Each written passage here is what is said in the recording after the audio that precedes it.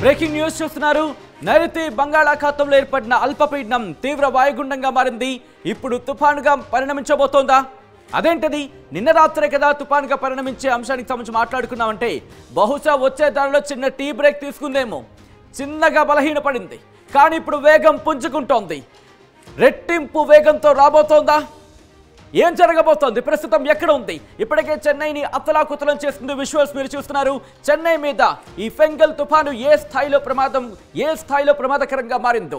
ఇటు ఆంధ్రప్రదేశ్ మీద అరే 2 రోజుల నుంచి చెప్తున్నారు, ఇంకా ఇంపాక్ట్ లేదనుకుంటున్నారు కదా. వెయిట్ బాస్, వెయిట్ అంటోంది తుఫాను. ఎందుకంటే ఇక్కడ ప్రెసెంట్ నేను శ్రీలంకలో పనిచేసా, చెన్నైలో నా పని చేస్తున్నా, నెక్స్ట్ మీ వైపే ఉంటుంది. ఆంధ్రప్రదేశ్కి వచ్చే సందర్భంలో చాలా మార్పులు జరుగుతున్నాయి. ఎంతవరకు మీరు చూసిన తుఫాన్లు ఒక ఎత్తు అయితే కనుక ఈసారి చూడబోతున్న తుఫాను ఒక ఎత్తు. ఎందుకు నేను ఈ మాట అంటున్నాను? ముందు మీకే అర్థమవుతుంది. ఎందుకంటే నేను మాటల్లో కాదు, మ్యాప్లో చూపించే ప్రయత్నం చేస్తాను. మ్యాప్లోనే మీకు చూపించే ప్రయత్నం చేస్తాను. ప్రస్తుతం శ్రీలంకను వణికించేసింది ఫెంగల్ తుఫాను. చెన్నైని ఇటు అతలాకుతలం చేస్తోంది. భారీ వర్షాలు పడుతున్నాయి. ఇటు నాగపట్నం కావచ్చు, కోస్టల్ ఏరియా, ఇటు నాగపట్నం నుంచి చెన్నై వరకు కూడా ఆ కోస్టల్ ఏరియా మీద తీవ్రమైన ప్రభావాన్ని చూపిస్తోంది. ఇప్పటికే పంట పొలాలు నీట మునిగిపోయిన విజువల్స్ మీరు చూస్తున్నారు. అక్కడ వాగులు వంకలు పొంగి ప్రవహిస్తున్నాయి. 2 రోజుల నుంచి స్కూళ్లకు ప్రకటించేసింది చెన్నై ప్రభుత్వం, మరి ముఖ్యంగా తమిళనాడు ప్రభుత్వం అంటే అర్థం చేసుకోవచ్చు. ఈ నేపథ్యంలో ప్రస్తుతం ఎక్కడ ఉంది ఈ తుఫాను, ఏ స్థాయిలో ఉంది, ఏ వేగంతో ఉంది అనేది ఒకసారి మ్యాప్లో చూపించే ప్రయత్నం చేస్తున్నాను. Hit is on the screens of RTV. మీరు చూస్తే కనుక ఆ ప్రమాదం ఏ స్థాయిలో ఉందో మీరు చూడొచ్చు. ఇక్కడ నిన్న రాత్రికి తీరాన్ని అంటే తుఫాన్గా మారాల్సిన సిచ్యువేషన్, కానీ ఇక్కడ కాస్త వీక్ అయింది, కాస్త బలహీనపడింది. అంతవరకు కూడా గంటకు 10 కిలోమీటర్ల వేగంతో కదులుతూ వచ్చింది నిన్నటి వరకు కూడా. కానీ ఇప్పుడు సడన్గా 2 కిలోమీటర్లకు దిగింది.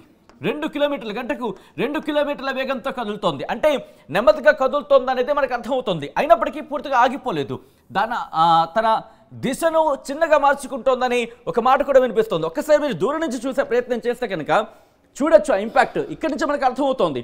ఇటు చెన్నై, ఉత్తర తమిళనాడు నుంచి ఇటు ఉత్తర కోస్తా ఆంధ్ర వరకు కూడా దాని సిచ్యువేషన్ మీరు చూడొచ్చు. అయితే ఇక్కడ వరకు వచ్చేంత వరకు కూడా ఉంటుందా అనేది బిగ్గెస్ట్ క్వశ్చన్ మార్క్. కాస్త వాతావరణ మార్పులు చోటు చేసుకున్నాయి, సముద్రంలో కూడా మార్పులు చోటు చేసుకున్నాయి. అయితే ఆంధ్రప్రదేశ్లో కొన్ని ప్రాంతాలకు ఆ డేంజర్ కాస్త తప్పింది అనే మాట వినిపిస్తోంది. కానీ ఎక్కడైతే డేంజర్ తప్పిందో మిగిలిన ప్రాంతాలకు ఇంపాక్ట్ పడింది. అంటే లిమిట్గా ఉంటుందనుకున్న డేంజర్ కాస్త ఇప్పుడు పెరిగింది. అంటే ఇక్కడ ఎల్లో అలర్ట్కి సంబంధించి మాట్లాడుకునే సందర్భంలో ఎల్లో అలర్ట్ నుంచి గ్రీన్ అలర్ట్కి వస్తే కనుక దక్షిణ కోస్తాకు సంబంధించి రెడ్ అలర్ట్ అయింది. అంటే ఎల్లో నుంచి ఆరెంజ్ అయింది, ఆరెంజ్ నుంచి రెడ్ అలర్ట్ అయింది. అంటే అంత తీవ్రమైన ప్రభావం ఉండబోతోంది దక్షిణ కోస్తాకు సంబంధించి. ఏ ప్రాంతాల మీద ఏ స్థాయిలో ఉండబోతుంది అనేది నేను మీకు చూపించే ప్రయత్నం చేస్తాను. ఎవ్రీ పాయింట్, ఎవ్రీ జిల్లాను కూడా మనం టచ్ చేయబోతున్నాం. ఆ జిల్లాలో ఎటువంటి సినారియో ఉండబోతుంది అనేది. రిమెంబర్, ఇంకా మనకి ప్రమాదం పొంచే ఉంది, ఇంకా ప్రమాదం పొంచుంది. 3 రోజుల ఆట. అవును, 3 రోజుల ఆట అనే చెప్పుకోవాలి. ఇది ఈ ఆటలో మనమే గెలవాలి.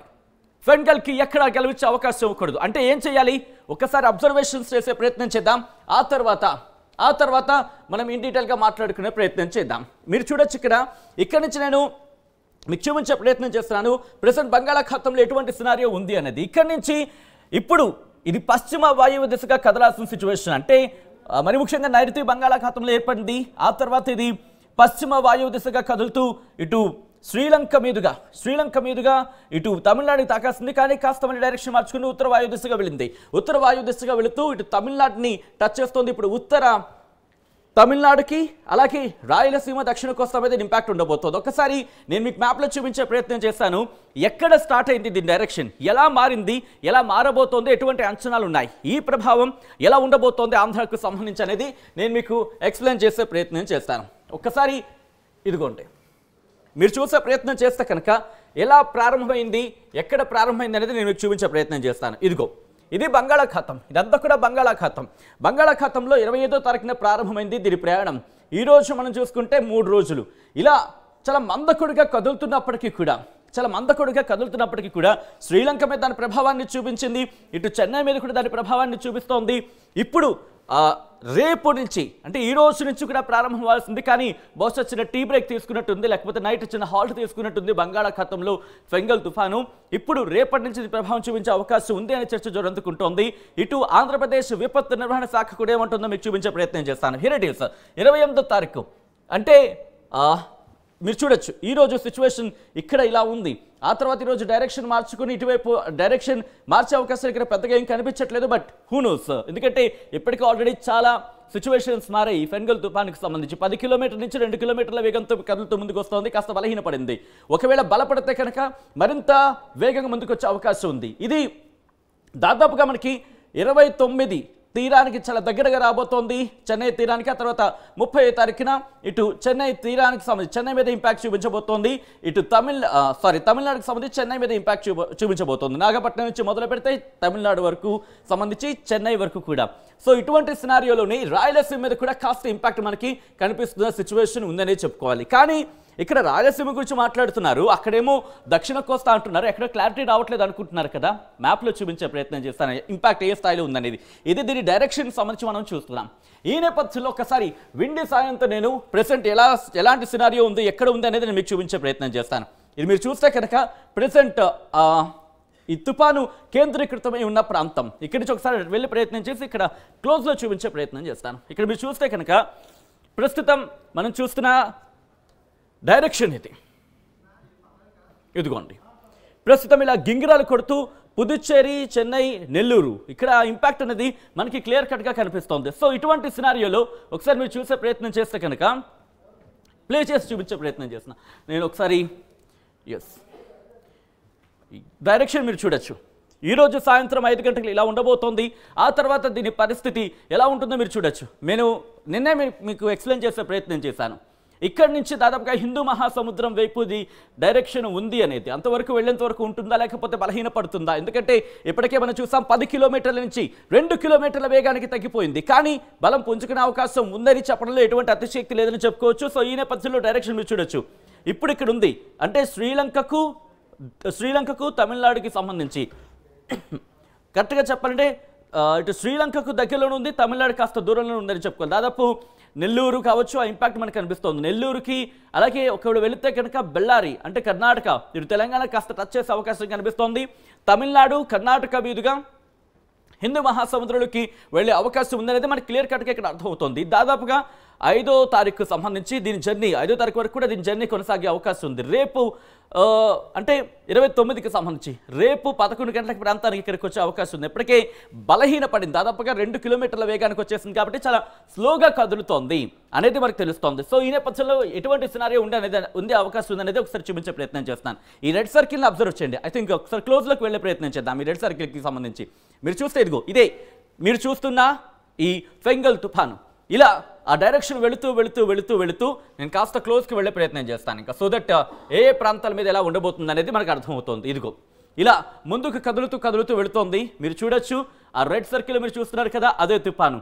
అది దాదాపుగా మనకి రేపటి నుంచి కూడా దీని ప్రభావం ఉంటుంది. అంటే తీరానికి తాకే సందర్భంలో, తీరాన్ని తాకిన తర్వాత అప్పుడు కాస్త సిచ్యువేషన్ నార్మల్ అయ్యే అవకాశం ఉంది. తీరాన్ని దాటే క్రమానికి సంబంధించి కాస్త ఇంపాక్ట్ తగ్గచ్చు, కానీ తీరాన్ని చేరే సందర్భంలో, తీరానికి దగ్గరకు వస్తున్న సందర్భంలో బలపడితే కనుక ఇంపాక్ట్ ఎక్కువగా ఉంటుంది. ఇప్పటికీ 75 కిలోమీటర్ల వేగంతో గాలులు వీస్తాయంటూ చెప్తున్నారు, కానీ 55 నుంచి 65కి కాస్త తగ్గింది. ఇదిగో ఇలా తిరుపతికి సంబంధించి అప్పుడు ఇంపాక్ట్ ఎలా ఉండబోతోంది అనేది మీరు చూస్తున్నారు. అలా ఇటు కర్ణాటకను టచ్ అయ్యి వెళ్ళిపోయే అవకాశం అయితే మాత్రం ఇక్కడ మనకు కనిపిస్తుంది. సో మీరు చూడొచ్చు, ఇక్కడి నుంచి నేను కాస్త ముందుకు వెళ్ళి చూపించే ప్రయత్నం చేస్తున్నాను. ఇక్కడి నుంచి ఒకసారి ఇది పాజ్ చేసి ఇక్కడి నుంచి నేను ఇటు భారత వాతావరణ శాఖ ఏం చెబుతోందో ఆ రిపోర్ట్ని నేను మీకు చూపించే ప్రయత్నం చేస్తున్నాను. ఇప్పుడే కొద్దిసేపటి క్రితమే దాదాపు 1 గంట ప్రాంతంలో భారత వాతావరణ శాఖ ఇచ్చిన రిపోర్ట్ని నేను మీకు ఎక్స్క్లూజివ్గా చూపించే ప్రయత్నం చేస్తున్నాను. ఆర్టీవీ స్క్రీన్ మీద మీరు చూస్తున్నారు. The deep depression over south west bay of Bengal is likely to move northwards and cross north Tamil Nadu, Puducherry coasts between Karaikal and Mahabalipuram around morning 30th November as a deep depression with a wind speed 50 to 60 km/h, gusting to 70 km/h. ఎప్పటికీ cinema అయిపోలేదు, మనకు అర్థమవుతుంది దీని ప్రకారం చూస్తూ ఉంటే. ఇంకా ఉంది, ఈ రోజు నుంచి కాస్త కీలకమనే చెప్పుకోవాలి. ఎందుకంటే వాయుగుండం సౌత్ వెస్ట్ అంటే కనుక south west bay of Bengal, yes, ఇటు నైరుతి బంగాళాఖాతంలో ఏర్పడిన ఈ తీవ్ర వాయుగుండం ఇది ఉత్తర వాయువ్య దిశగా కదులుతోందనేది. ఉత్తర వాయువ్య దిశగా ప్రయాణిస్తూ తమిళనాడు పుదుచ్చేరి తీర ప్రాంతంలో బిట్వీన్ కరైకాల్ అండ్ మహాబలిపురం, కరైకల్ అలాగే మహాబలిపురం దగ్గర 30వ తారీఖు ఉదయం తీరాన్ని దాటపోతుందని మనకు అందుతున్న సమాచారం. దాంతోపాటు గంటకు 50 నుంచి 60 కిలోమీటర్లు, 70 కిలోమీటర్ల వరకు కూడా గాలులు వీచే అవకాశం ఉందని వాతావరణ శాఖ చెబుతోంది. ఈ ఇంపాక్ట్ మనకి ఆంధ్రప్రదేశ్ మీద కూడా ఉందని చెప్పుకోవచ్చు. మీరు చూడొచ్చు కిందన heavy to very heavy rainfall with isolated extremely heavy rainfall likely over north Tamil Nadu, Puducherry on 20th and 30th, south coastal Andhra Pradesh, Yanam and Rayalaseema. ఇటు సౌత్ కోస్టల్ ఆంధ్రప్రదేశ్ అంటే దక్షిణ కోస్తా ఆంధ్రతో పాటు రాయలసీమ, యానాం మీద కూడా ఉంది. మరి ముఖ్యంగా 29న, రిమెంబర్ ఇది నిన్న 28కు అనుకున్న సిచ్యువేషన్, ఎప్పుడైతే కాస్త స్లో అయిందో ఇప్పుడు డేట్ మార్చుకోవడం జరిగింది. రేపటికి ఇది ఇంపాక్ట్ చూపించే అవకాశం ఉందనేది వాతావరణ శాఖ అంచనా వేయడం జరుగుతోంది. సో ఈ సిచ్యువేషన్లో ఒకసారి ఎటువంటి అలర్ట్ ఇచ్చిందనేది నేను మీకు చూపించే ప్రయత్నం చేస్తాను. ఇప్పటికే ఆయా శాఖలను అప్రమత్తం చేస్తుంది ప్రభుత్వం.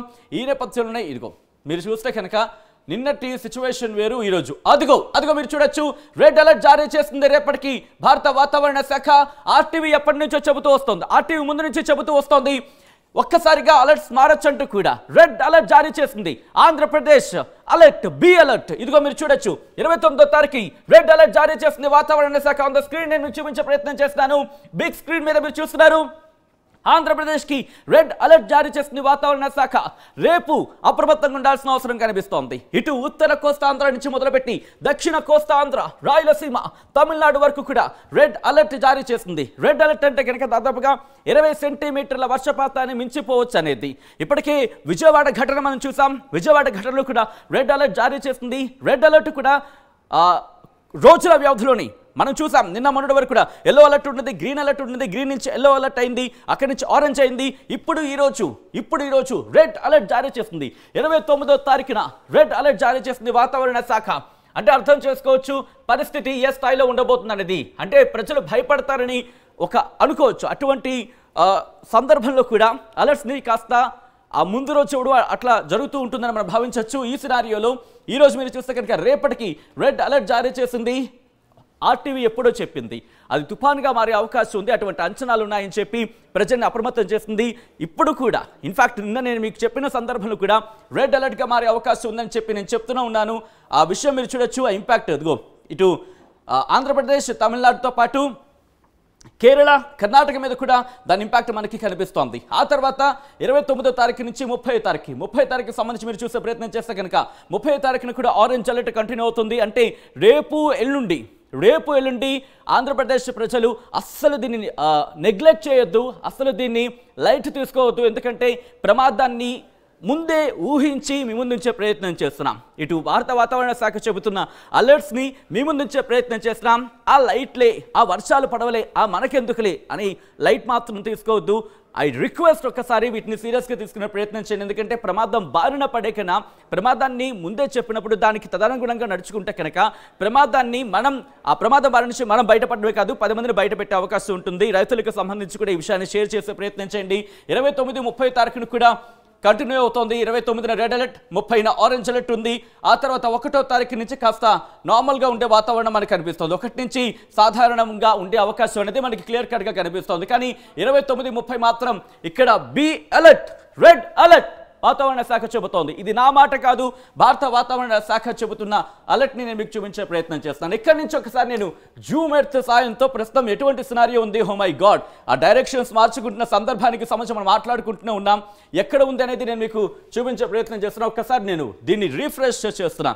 మీరు చూడొచ్చు ఎటువంటి డైరెక్షన్స్ మారిందనేది. ఇంట్రెస్టింగ్గా మీకు ఆర్టీవీ ఎప్పుడో చెబుతూ వస్తోంది, ఎప్పటి నుంచో చెబుతూ వస్తుంది, డైరెక్షన్స్ మార్చుకుంటోంది. ఇంతవరకు మనం చూసిన తుఫాన్లో ఒక లెక్క అయితే కనుక ఇది ఎందుకో చాలా డిఫరెంట్గా బహుశా ఈ పదనం వాడుతున్నందుకు నన్ను క్షమించాలేమో, ఒక కిడ్డిష్ బిహేవియర్లా ఉందని అనుకోవాలి. ఈ తుఫానుకు సంబంధించి. ఎందుకంటే చిన్నపిల్లలు మనం సాధారణంగా చూస్తూ ఉంటాం, అటు వెళ్ళిపోతుంటారు, ఇటు వెళ్ళిపోతుంటారు, ఇటు వెళ్ళిపోతుంటారు, అటు వెళ్ళిపోతుంటారు. అటువంటి సినారియో తుఫాను విషయంలో కూడా మనకు కనిపిస్తోంది. అటువంటి వాతావరణం ఇక్కడ బే ఆఫ్ బెంగాల్లో ఉందని చెప్పుకోవాలి. మీరు చూస్తే కనుక ఇటువైపు వచ్చిన డైరెక్షన్ ఇప్పుడు కాస్త అటువైపు వెళుతోంది. అంటే ఒక విధంగా చెప్పాలంటే ఇచ్చిన ఈ మ్యాప్ ఇస్తున్న ఈ డేటా ప్రకారం మనం గమనిస్తూ ఉంటే కనుక ఇది ఉత్తర వాయువు దిశగా వెళ్లాల్సింది, అంటే పశ్చిమ వాయువు దిశగా ఇటువైపు నుంచి వెళ్లాల్సింది, ఇటువైపు కాస్త డైరెక్షన్ మార్చుకుంది. ఈ తర్వాత ఆగ్నేయంగా కదులుతోందా అనే ఒక డౌట్ రైజ్ అవుతోంది. ఒకవేళ అదే కనుక వెళ్ళిపోయింది అనుకుందాం, అటువైపు వెళ్ళిపోయింది అనుకుందాం, మనం అవుట్ ఆఫ్ డేంజర్, మనం హ్యాపీ, మనం సేఫ్, ఇష్యూస్ లేవు. కానీ ఇది డైరెక్షన్ ఉత్తర దిశగా ఉందంటే కనుక ఉత్తర వాయువు దిశగా కదిలినా, అయితే ఉత్తర దిశగా కదిలినా ఇటు ఆంధ్రప్రదేశ్ మీద ఇంపాక్ట్ చూపిస్తుంది, చెన్నై మీద ఇంపాక్ట్ చూపిస్తుంది. లేదు ఒకవేళ ఇది ఉత్తరం మీద ఇంపాక్ట్ ఉందా, లేకపోతే ఉత్తర ఆగ్నేయంగా కదులుతుంది అనుకుంటే కనుక ఇటు చెన్నై సేఫ్ అయిపోతుంది. చెన్నై సేఫ్ అయిపోయిన తర్వాత ఇటు రాయలసీమతో పాటు దక్షిణ కోస్తా రాయలసీమ కూడా సేఫ్ అయిపోతుంది. ఉత్తర దక్షిణ కోస్తాల మీద ఎక్కువ ఇంపాక్ట్ చూపించే అవకాశం ఉంది. మరిన్ని డీటెయిల్స్ మరి కాసేపట్లో ముందుంచే ప్రయత్నం చేస్తాను. ఇదే అంశానికి సంబంధించి వాతావరణ శాఖ కూడా అలర్ట్ అయింది, వాతావరణ శాఖ కూడా అలర్ట్స్ ని జారీ చేస్తుంది. వాతావరణ శాఖ అధికారులు ఏమంటారో ఒకసారి చూద్దాం. ఆ తర్వాత మళ్ళీ డీటెయిల్గా ఆంధ్రప్రదేశ్కి సంబంధించి విపత్తు నిర్వహణ శాఖ ఏం చెబుతోంది, దాంతోపాటు ఎటువంటి చర్యలు తీసుకోబోతోంది, ఎటువంటి చర్యలకు ఉపక్రమించింది, ఇవన్నీ కూడా డీటెయిల్గా మాట్లాడుకుందాం. భారత వాతావరణ శాఖ ఏమంటుందో మా ప్రతినిధి వర్మ అందిస్తారు. వర్మ, నైరుతి బంగాళాఖాతంలో ఏర్పడిన తీవ్ర వాయుగుండం మందకొడిగా ముందుకి కదులుతూ ఉంది. ప్రస్తుతం శ్రీలంకలోని ట్రింకోమలికి 110 కిలోమీటర్ల దూరంలో ఉన్న ఈ తీవ్ర వాయుగుండం తమిళనాడు వైపు సాగుతూ ఉంది. మనతో పాటు మాట్లాడడానికి విశాఖ వాతావరణ శాఖ విభాగాధిపతి జగన్నాథ్ కుమార్ గారు ఉన్నారు. సార్ చెప్పండి, ప్రస్తుతం ఎక్కడ కేంద్రీకృతం ఉంది, ఏ దిశగా సాగుతూ ఉంది? ఇప్పటి వరకు ఉన్న తీవ్ర వాయుగుండం నైరుతి బంగాళాఖాతంలోనే ఉంది. ఇది నిశ్చలంగా స్థిరంగా అక్కడే కొనసాగుతూ ఉంది. అనగా 9.1 డిగ్రీల ఉత్తర అక్షాంశం, 82.1 డిగ్రీల తూర్పు రేఖాంశం వద్ద, అంటే శ్రీలంకలోని ట్రింకోమలికి 110 కిలోమీటర్ల తూర్పు ఈశాన్య దిశలోను, కరైకల్కు 310 కిలోమీటర్ల ఆగ్నేయ దిశలోను, తరువాత కరైకల్కు పుదుచ్చేరికి 410 కిలోమీటర్ల దూరంలోను, చెన్నైకు 480 కిలోమీటర్ల దూరంలో దక్షిణ ఆగ్నేయ దిశలోను ఉన్నది. ఈ తీవ్ర వాయుగుండం రాబోయే 12 గంటలు ఉత్తర వాయువ్య దిశలోనే పయనించి శ్రీలంక తీరాన్ని దాటి తమిళనాడు వైపు వెళ్ళే అవకాశం ఉంది. ఈ తీవ్ర వాయుగుండం ఈరోజు సాయంత్రం నుంచి, అనగా 28వ తేదీ సాయంత్రం నుంచి 29 ఉదయం లోపల సైక్లోన్గా పరిణమించే అవకాశం ఉంది. తరువాత తీరం దగ్గరికి వచ్చిన తర్వాత తమిళనాడు, ఉత్తర తమిళనాడు మరియు పుదుచ్చేరి తీరం మధ్య, అనగా మహాబలిపురం, కరైకల్ మధ్య 30వ తేదీ ఉదయమున తీవ్ర వాయుగుండంగానే, అనగా 50 నుంచి 60 కిలోమీటర్ల వేగంతో గాలులు వీస్తూ తీరాన్ని తాకే అవకాశం ఉంది. దీని ప్రభావంతో దక్షిణ కోస్తా జిల్లాల్లో ఈరోజు 1-2 చోట్ల తేలికపాటి నుంచి మోస్తరు వర్షపాతం, రేపు ఎల్లుండి అంటే 29, 30వ తేదీల్లో దక్షిణ కోస్తా తీరంలో జిల్లాల్లో ఎక్కువ చోట్ల తేలికపాటి నుంచి మోస్తరు వర్షపాతం నమోదయ్యే అవకాశం ఉంది. ఉత్తర కోస్తాలో ఈరోజు 1-2 చోట్ల, రేపు కొన్ని చోట్ల, ఎల్లుండి ఎక్కువ చోట్ల తేలికపాటి నుంచి మోస్తరు వర్షపాతం నమోదయ్యే అవకాశం ఉంది. ఇంకా భారీ వర్షపాతం ఈరోజు లేకపోయినప్పటికీ రేపటి నుంచి అంటే 29వ తేదీన తిరుపతి, నెల్లూరు జిల్లాల్లో ఎక్స్ట్రీమ్లీ హెవీ రెయిన్ఫాల్, అంటే అత్యంత భారీ వర్షపాతం 1-2 చోట్ల నమోదయ్యే అవకాశం కనిపిస్తుంది. కాబట్టి రెడ్ వార్నింగ్ ఇవ్వడం జరిగింది. తరువాత చిత్తూరు, అన్నమయ్య జిల్లాలలో ఆరెంజ్ వార్నింగ్, అంటే 1-2 చోట్ల భారీ నుంచి అతి భారీ వర్షపాతం నమోదయ్యే అవకాశం ఉంది. ప్రకాశం, వైఎస్ఆర్ కడప, శ్రీ సత్యసాయి జిల్లాల్లో రేపు 1-2 చోట్ల భారీ వర్షపాతం నమోదయ్యే అవకాశం ఉండడం వలన ఎల్లో వార్నింగ్ ఇవ్వడం జరిగింది.